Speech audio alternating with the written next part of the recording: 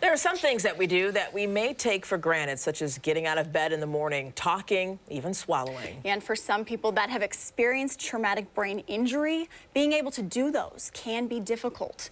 But as Ashley is learning this morning, a team at Rochester Regional Health is helping make those things possible again for patients.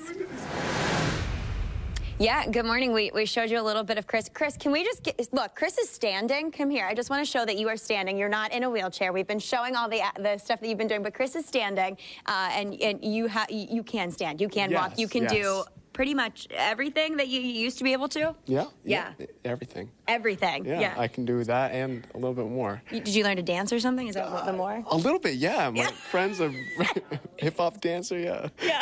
He showed me a few moves. I'm not good, but... We won't put you on the spot and make you do that. But we did want to show, Marion, that he is not in his wheelchair anymore here. He went through more rehab, and now he can ambulate and walk, so... Nice. We're going to show you a little bit of... we've got tears right now. I don't want to show the tears over here, but what is this exactly? If you guys can explain what we were going to be showing this, how does this work here, Angela? Sure. So this is a FEES system, fiber optic endoscopic evaluation of swallows. So we use this when we're assessing someone's swallowing abilities. Okay. And ideally what happens is the scope is passed through someone's nose down their throat to about the level where you're able to see where the food goes while you're eating and drinking. Oh my gosh. Just as an additional viewpoint for us to see what it looks like when someone's swallowing liquids or solids. Oftentimes after an injury, they won't have the sensation needed to feel if food is going into their airway, so we use this to see it and also determine the reaction when it happens.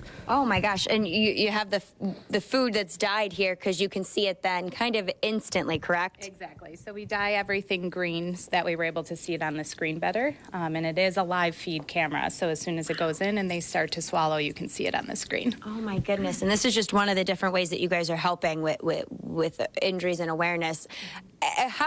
Laura, you speech pathologist as well here, seeing this technology has to be amazing to be able to use this to help folks. What is that like for you? Well, I think that, it certainly is not easy for a patient to go through something like this, and their time in rehab is often uncomfortable and they have to push themselves, but this gives us the best chance to get them back on a diet and get them eating again safely. So the technology is wonderful, and families really appreciate it, even though it's a hard thing to do. Yeah, so a little bit of a different thing from what Chris went through to what different. There's all kinds of different ranges, but we're showing you all the ways here that they are helping. So lots of different ways that they're doing that, you guys. Wow, incredible. That is amazing to see that full circle success story.